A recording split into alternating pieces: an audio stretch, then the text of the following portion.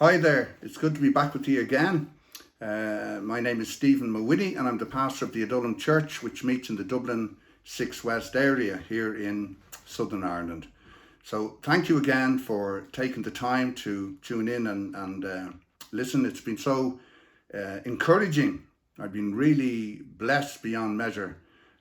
We all have, just by the interest shown, and I just want to thank you again, firstly, from the bottom of my heart, for supporting us this way and getting behind us and tuning into these messages.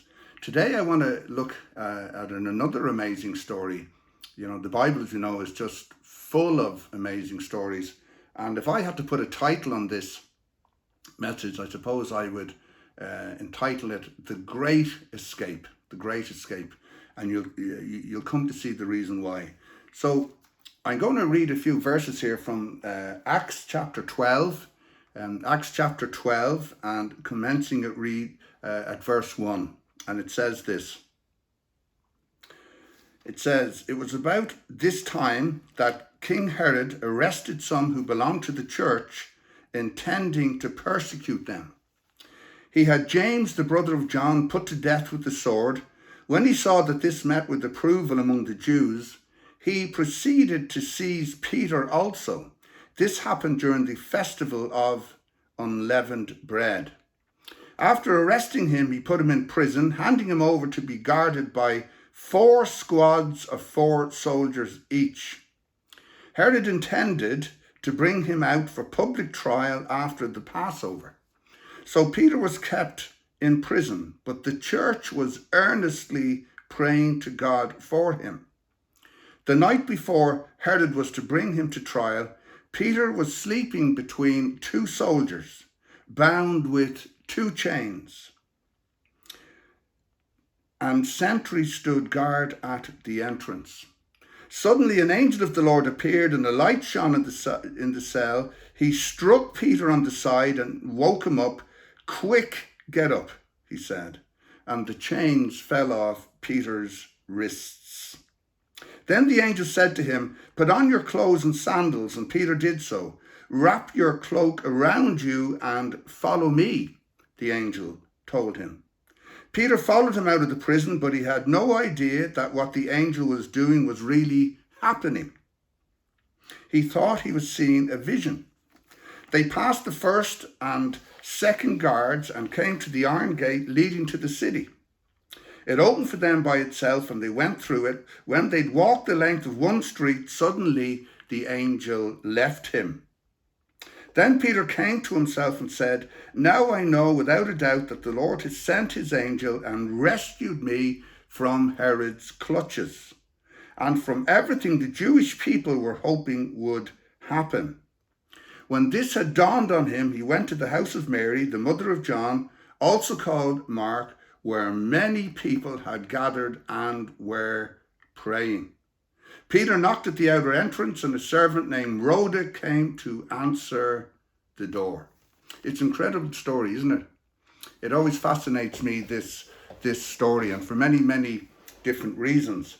And the first thing I want to look at today regarding Peter's dissension, the first question I want us to ask ourselves is this: why was he imprisoned? Why he was imprisoned. And the beginning of verse 3 tells us, it says this: "When he," meaning Herod, "when he saw that this met with approval among the Jews, he proceeded to seize Peter also." So this was King Herod. And we just read in the opening verses that he has already arrested many Christians, and he has already had James, the brother of John, put to death with the sword. So James, John's brother, you'll remember the 2 fishermen, James and John. Well, James has already been executed. He's already been beheaded. And Herod is on the rampage here.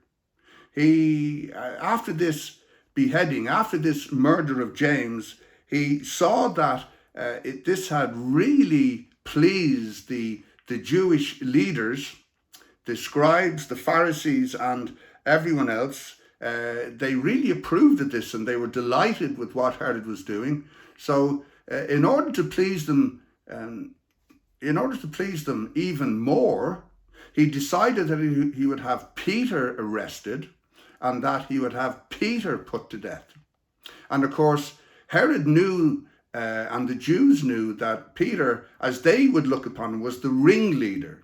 He was their main spokesman. He was their leader. It was Peter, you remember, who had preached on the day of Pentecost under tremendous anointing. And we read that 3,000 were saved, were born again, were baptized in the Holy Spirit, were baptized in water, all in one day.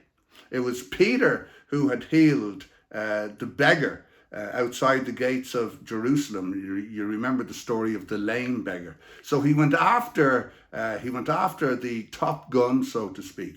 He went after the head honcho, as we would say here in Dublin, who was Peter. So that's why Peter was imprisoned.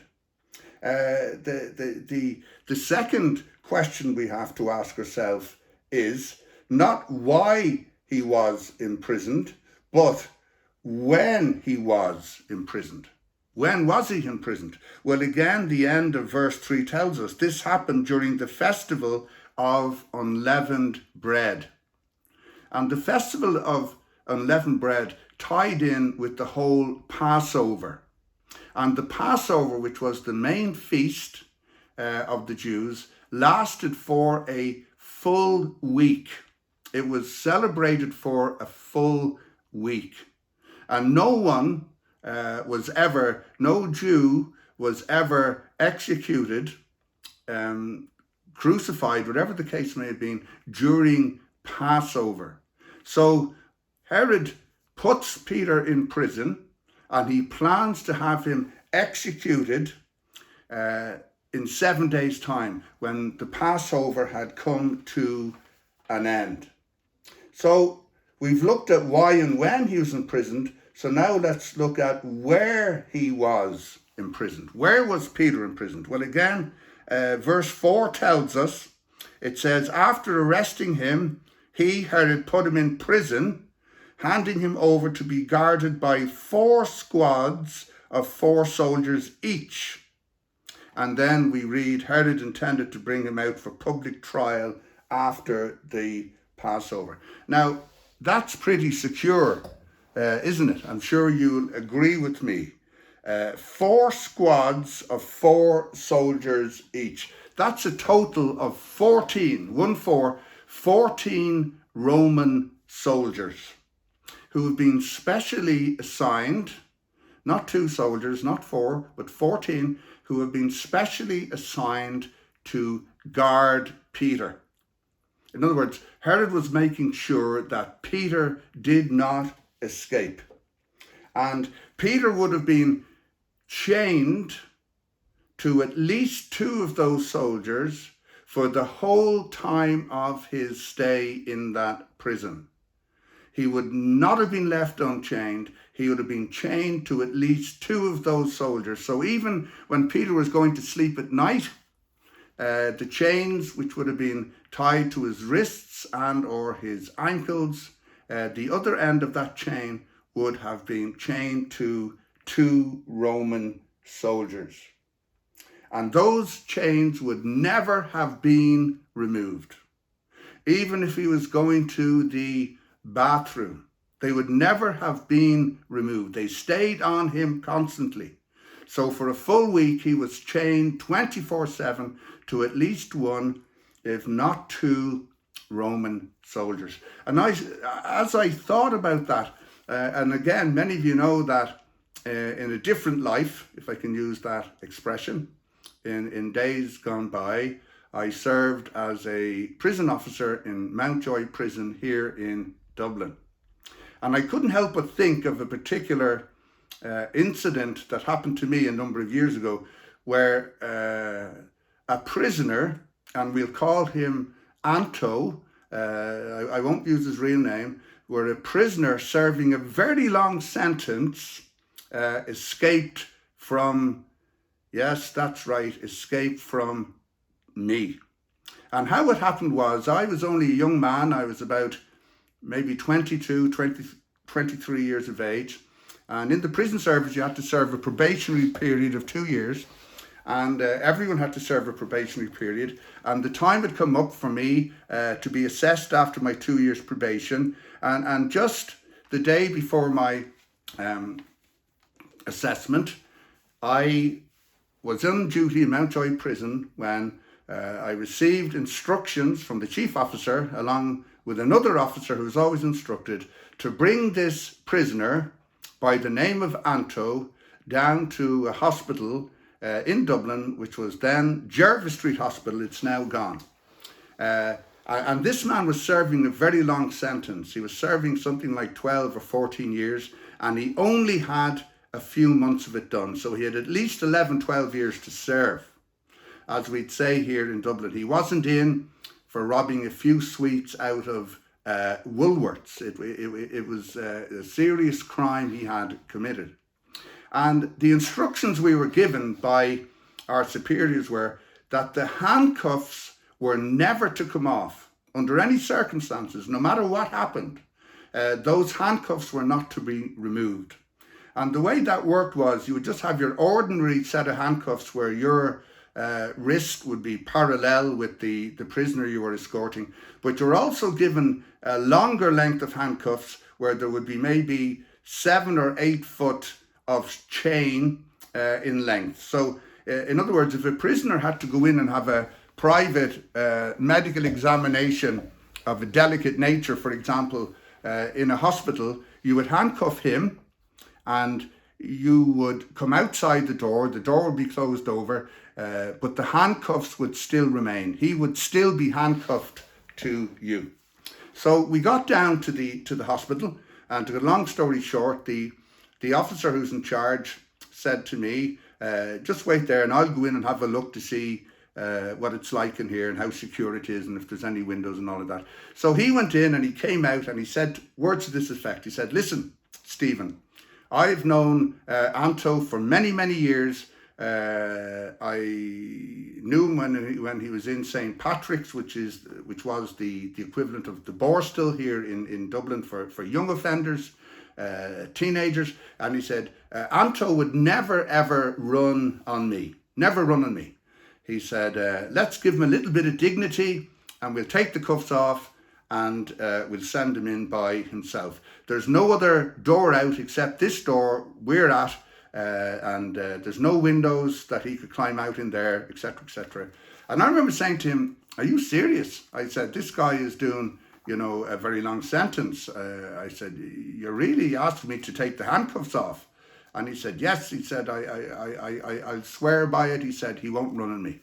So long story short, and I want to stress on this message, I was in a terrible backslidden state at the time. It's important that people understand that. This is not when I was working in the prison as a practicing, believing Christian. I was in a hopelessly backslidden state, a hopelessly carnal state. I was a chronic backslider. I had no scruples. So long story short, he said to me, "Have you anything you'd like to do for about 10 or 15 minutes? And I said, "Well, yes, I have a sister of mine and she works in a Christian bookshop in the city centre. It's in Middle Abbey Street. I could maybe drop down to see her. I hadn't seen her in a while." He said, "Stephen, you go off, meet your sister, have a cup of coffee in Bewley's or something." He said, "I'll hold the fort here. Everything will be grand when you get back." So I went down, I met my sister, and after about 7 minutes, I just felt very uneasy for whatever reason. I said to her, "Listen, I'm really sorry. I'm going to go back up to Jervis Street Hospital." As soon as I walked through the main gate, I saw the other officer wandering around in I don't know how you describe it, a semi-delirious state. I just knew he was extremely troubled. He was upset. I went up to him and I said, "What's happening?" I said, "Where's Anto?" And I'll never forget his answer. He said, "Stephen, Anto is gone." I said, "What do you mean he's gone?" He said, "He has escaped." I said, "You're joking." He said, "No." He said, "I'm not." He said, I'm serious, he's escaped. I said, but I thought you were minding him. I said, I've only been gone 10, 15 minutes. He said, Stephen, I only went over to the betting shop, to the bookies for a few minutes. I said, you went over, I said, to put on a bet. He said, yes, I got a few tips about, he said, horses that were running today. And I went over to put on the bet. He said, I was there and back. He said, in about 5 minutes I came and Rocky was gone, or Anto was gone. So I said, listen, what are we going to do? I said, we'll be sacked. I said, I'll be sacked. And it's coming up to my probation. He said, no, we won't. He said, no, you won't. He said, we'll concoct a story. So again, to cut a long story short, we concocted this story that we said, we'll have to admit we took the handcuffs off. I said, yes. He said, okay. When you went to put the handcuffs on, let's say he pulled a homemade knife on you, something sharp. I said, okay. What happened then? He said, we wrestled with him, we grappled with him, but he said, he's a big, strong man. He did a lot of weightlifting in the prison. He got the better of us and he ran. I said, okay. So that was our story. We came back and we gave the governor and our superiors that story, and that story, it was accepted. About a year and a half later, Anto was caught. He was travelling in a stolen car as he remained at large, which was even more embarrassing for about a year and a half. And then he's caught and he comes back into the prison and he tells the governor the truth, which he's quite entitled to do. He tells the governor the truth. He said, Governor, that's all lies. It didn't happen like that. They sent me into the doctor by myself. He said, I came out about 15 minutes later and neither of them were there. So I just walked out the main gate and I walked out the main gate of the hospital and I hailed a taxi. And I've been at large ever since. I never assaulted those men. I never saw those men. And of course, the governor didn't believe his story and he threw the book at him. He punished him in every way he could. So needless to say, I wasn't Anto's favourite prison officer. And every time he saw me, he would come up to me and he would say, you need to watch your back. He said, because I will do life for you. I haven't forgotten how you lied, how you stitched me up to the governor. I'm going to get you one of these days. So I got a little bit nervous and I decided I would look for a transfer to a different part of the prison. So I go off to a different part of the prison. The whole HIV AIDS thing had just broken. It was around 80, it was the early 80s anyway. And I moved to a part of the prison where all the prisoners, where all the inmates who'd been diagnosed with HIV and AIDS were being kept. I thought I'd be safer over there. So I'm over there, and meanwhile the Lord restores me. The Lord restores me, 3rd of September 1989. And it had completely gone out of my head what I had done. I'd done so much stuff in the years that I was backslidden. I was just on a spiritual high, and I had forgotten many things, many different sins I had committed, and including how I had told lies about this lad's escape. And I'm there one day and I hear all this shouting and roaring coming from the gate, and I look down and there was Anto being escorted in. He'd been in a fight with some other inmate over in the main part of the prison, and he had been transferred over. So about 3 or 4 days later, I'm standing at the gate, one of the gates, and he comes up to me and he said to me, here, he said, Mr. Mawhinney, he said, I've noticed that you're coming in looking very fresh every morning. He said, I've noticed that you don't have the appearance of a man who'd been out having a few pints the night before and everything else. And I've noticed, he said, I don't hear you swearing or cursing anymore. And he said, he was trying to be witty, and he said to me, are you sick by any chance? And I said to him, no, Rocky, or no, Anto. I said, I'm not sick. I'm not sick. I said, I have become a born-again Christian. He said, you what? I said, I'm a born-again Christian now. Well, he looked at me for a second and then he erupted with rage. He was literally frothing from the mouth. He said, born again Christian. He said, you weren't very born again. He says, the day you stitched me up to the governor. He said, I couldn't care less what you are, born again, born not again. He said, whatever. He said, I'm going to get you. I haven't forgot what you did to me, he said, 2 years ago or whenever it was. And then I saw him go down to speak to 3 or 4 other very hardened criminals down at the end of the landing, and they all started looking up at me. And I knew he was telling them what I had just told them, that I was a born-again Christian, but that I had lied about an escape, a year or 2 ago. So I locked these men up, and they were looking at me funny, and I can't do it here for obvious reasons. I'll never forget it. I let them out, and they came out of the cells dancing and singing that song, I saw the light, I saw the light. And they were dancing up and down and shouting, praise God, hallelujah, oh, thank you, Jesus. And in other words, they were just having a great laugh at my expense. The whole landing went into uproar. It was a mighty performance that they put on altogether. And I was standing there with a very red face. I came home that night after finishing my duty, my day's work, and the Lord really spoke to me, and I came under tremendous conviction.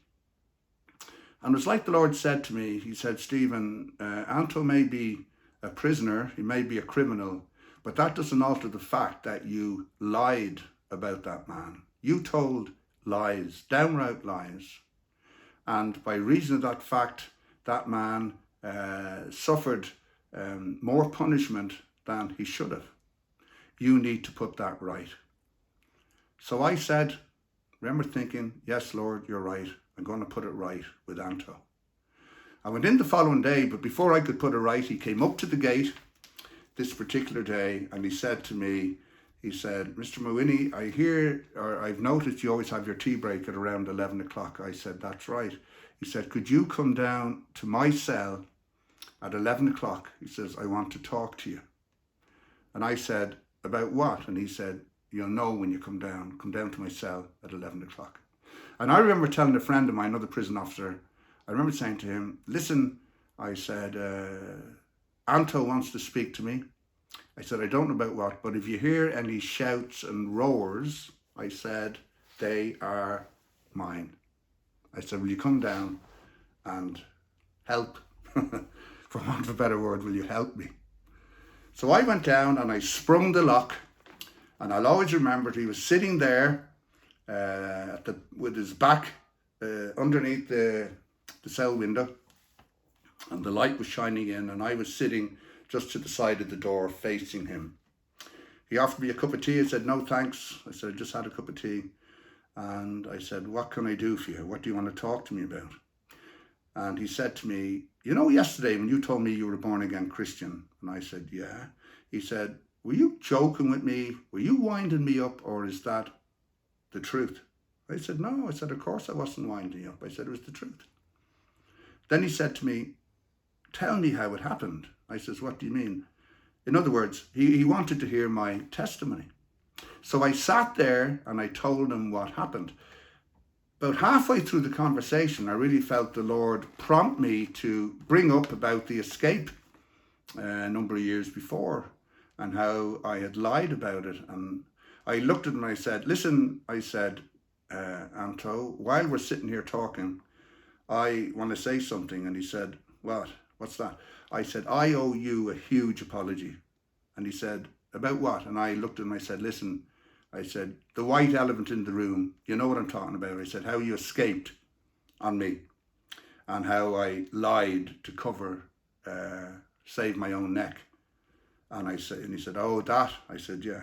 I said, well, listen, if you want me to go to the governor and put it right, I said, I'll do that. Perhaps we can get your remission back. But if that's what you'd like me to do, and I'm being honest here, I wasn't being particularly brave because I knew that I was going to be resigning from the prison service to go to Bible college in the UK for 3 years. And I knew that was coming up. So I don't want to come across that I was braver than I actually was. I just want to put that out there. So he sat looking at me and he said nothing. And I'm waiting for him to answer, but he's just sitting there staring at me. And you need to see this guy to understand this. This guy had muscles in places where some men didn't or don't even have places. He was huge. He used to do, all he did every day was punch the living daylights out of a punch bag in the gym and lift weights that myself and 2 or 3 other men couldn't even lift. He was an animal of a man, as we would say. And he didn't say a word. The next minute he got up out of the chair and he just walks towards me. He's not showing any emotion and he says nothing. He just stares at me. And I remember thinking to myself, Lord, may he not knock me out with the first punch he throws. I actually prayed, I said, Lord, may he not knock me out with the first punch. May I still be conscious so that I can roar for help, or this fellow will kill me in this cell. And as he got up to me, he just stood in front of me and I'm sitting down and now I'm looking up at him like this. And next minute he just extended his hand right out. And he said, give me your hand. And I gave him my hand reluctantly and he shook it and he squeezed it and he said, Mr. Mawhinney, that won't be necessary. He said, it's all right, listen, it only create another mess and this and that. It's all water under the bridge. But he said, can you do me a favour? And I remember saying to him, listen, Anto, I can do you a favour perhaps, but I said, I can't be bringing in alcohol, pornography, drugs, or weapons, anything like that. What favour? And he said to me, I notice you read the paper every day. You read one paper in the morning, you read a paper in the evening. Would you mind giving those to me?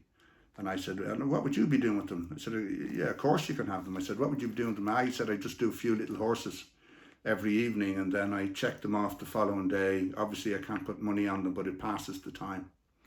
And he said, I've another favour. I said, what's that?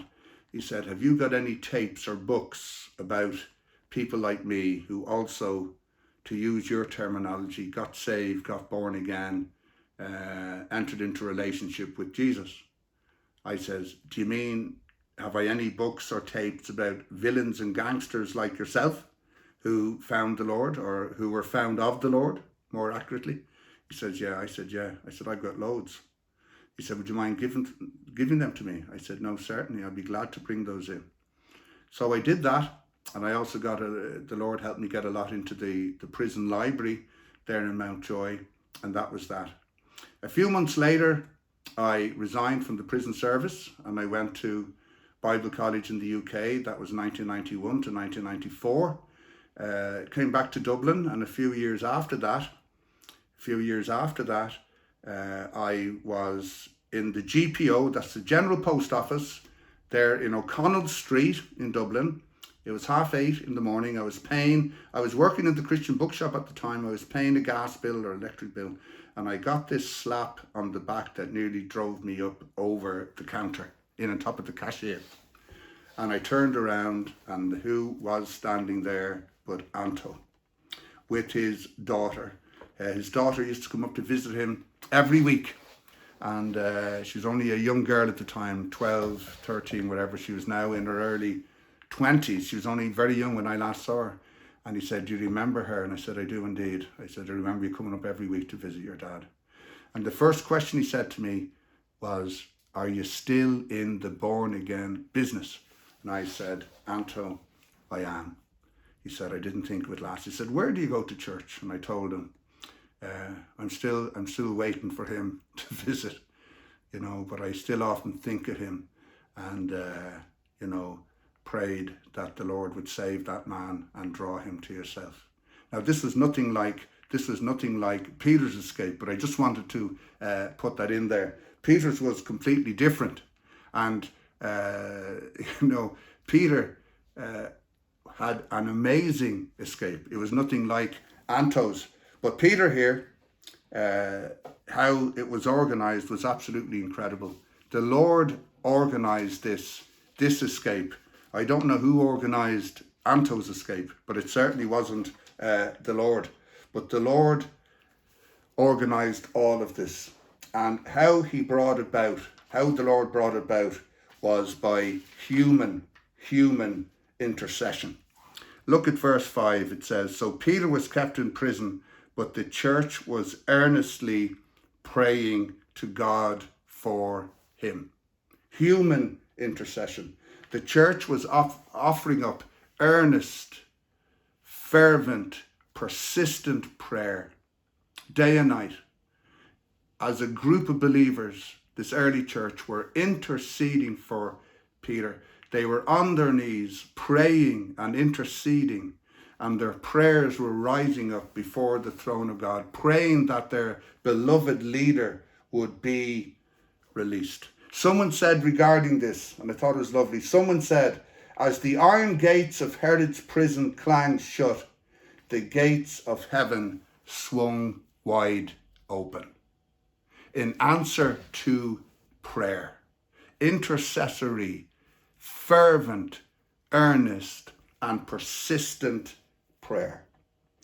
And that always blesses me, because human intercession is often overlooked. But God always acts when his people intercede, because the very next thing we see is heaven's intervention. We've seen human intercession, but then we see heaven's intervention, heaven's answer to that prayer. Look at verse 6. "The night before Herod was to bring him to trial, Peter was sleeping between two soldiers, bound with two chains, and sentries stood guard at the entrance." In other words, Peter is fast asleep.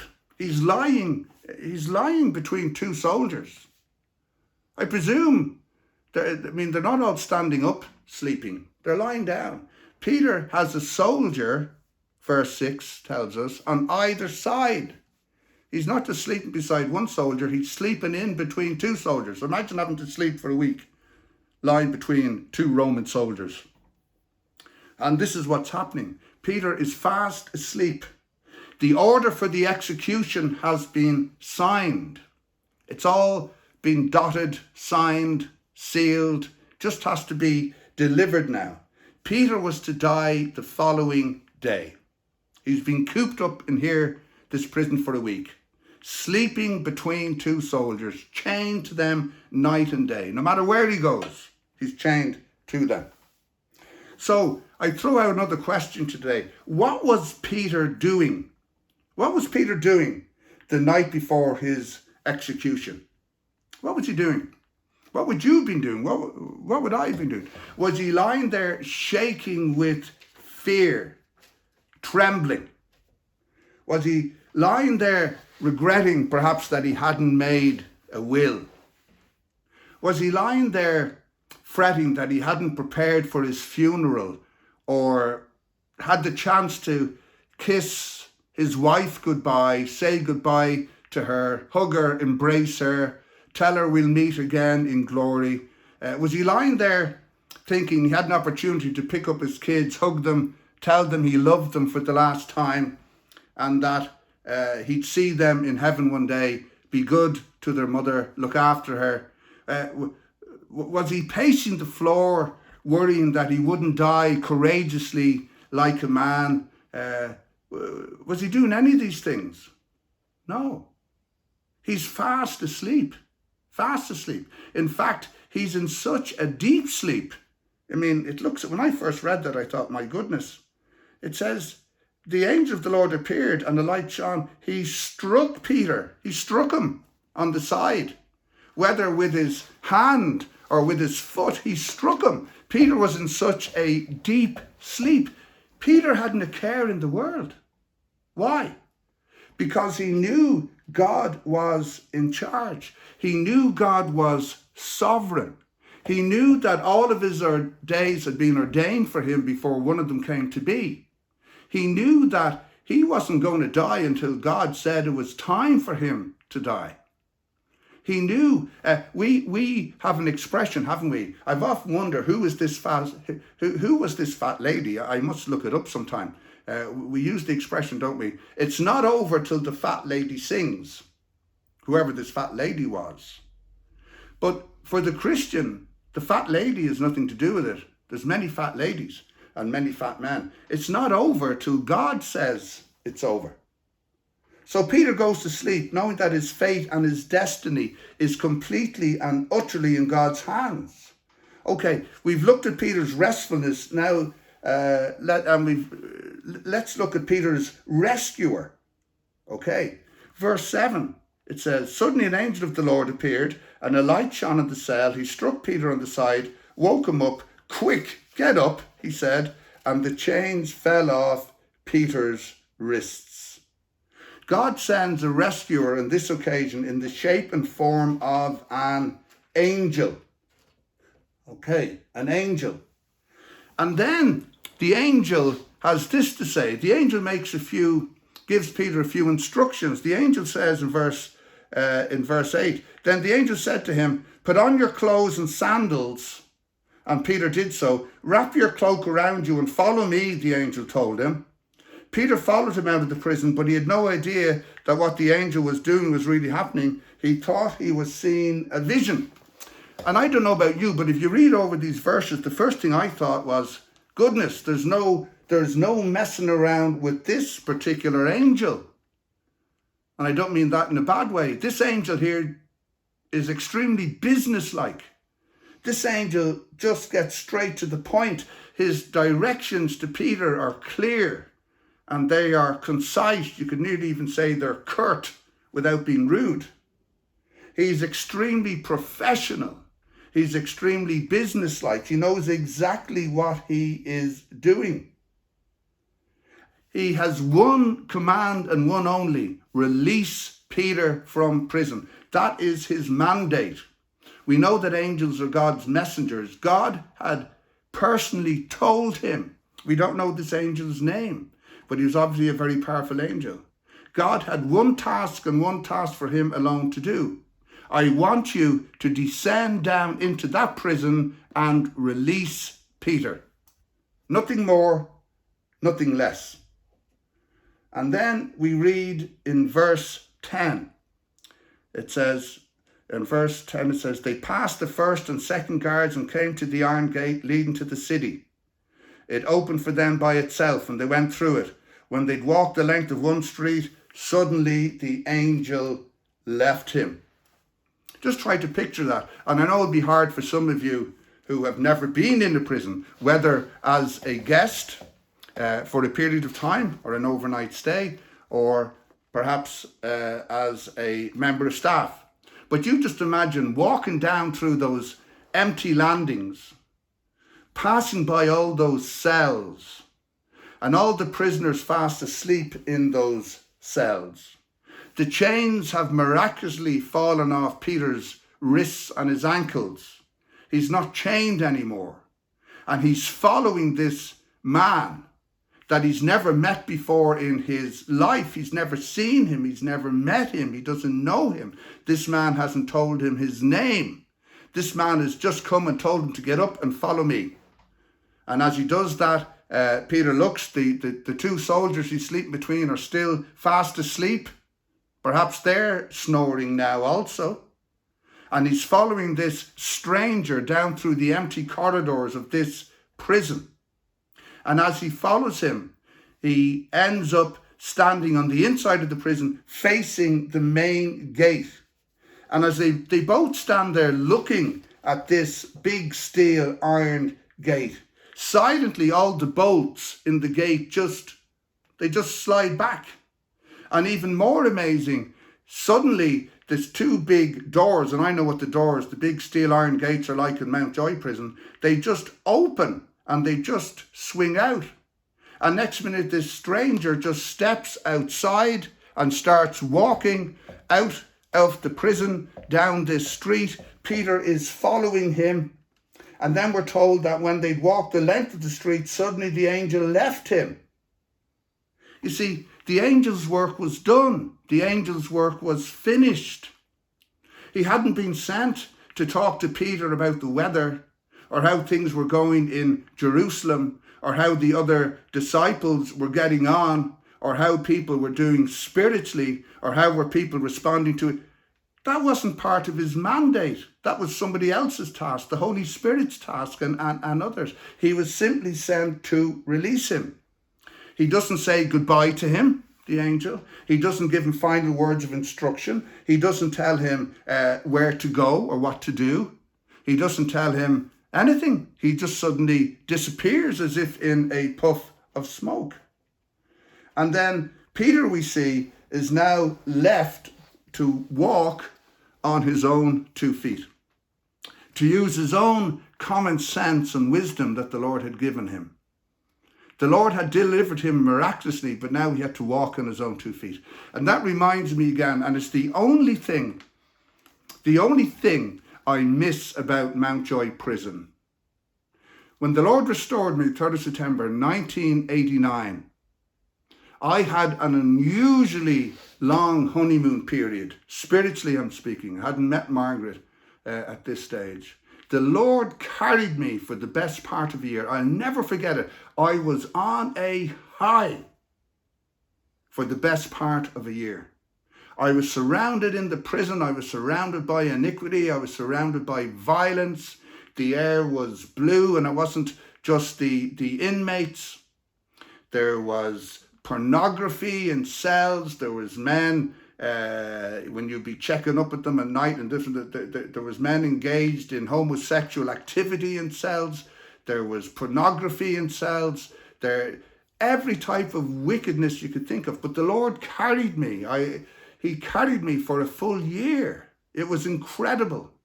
It was the most amazing experience. And I'll never forget the day it suddenly stopped.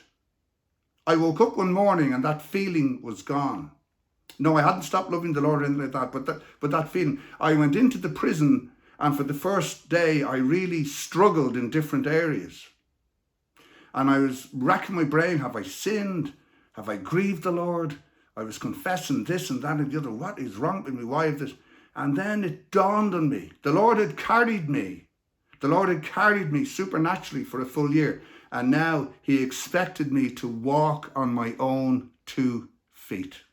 To walk on my own 2 feet. Yes, to stay in fellowship with him. Yes, to get down to the Bible study. Yes, to get down to the prayer meeting. Yes, to get to church and to fellowship on Sunday mornings. But now I was on my own. He knew I needed carrying in that den of iniquity, and he did it for 12 months. But then a time came, like Peter here, where I had to walk on my own 2 feet, where I had to use the little bit of common sense and discernment that he gave me. I was absolutely buzzing for those 12 months, but now I was on my own. I just want to, and I know this is longer than usual because I told the story of Anto. With this I finish. I just want to encourage you today. Whatever situations you may be facing, whatever difficult circumstances you may be going through, whatever relationships you have that may be really troubling you or causing you grief, causing you pain, causing you worry, causing you anxiety, I want to tell you, praying time is never, ever wasted time. It's never wasted time. I want to encourage you to keep offering up individually and corporately if you're attending a church or a little Christian group. Keep offering up earnest, fervent, persistent prayer. And keep praying for those individuals. Keep praying for those situations that God has laid on your heart. Because as we learn from this passage here today, human intercession always, always, always leads to heaven's intervention. Human intercession, Christians interceding, human intercession always leads to heaven's intervention. God will intervene.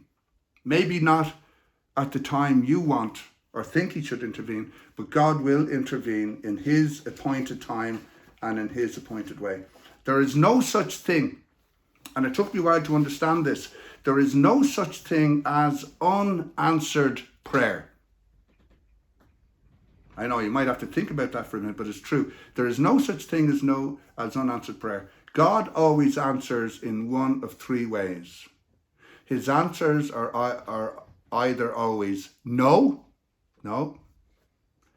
yes, or wait. His answers are no, yes, or wait. But he will always answer in one of those three ways, in his time and in his way.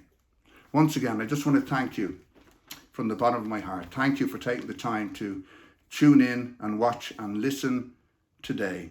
And God willing, we will be with you again next week. The Lord bless you.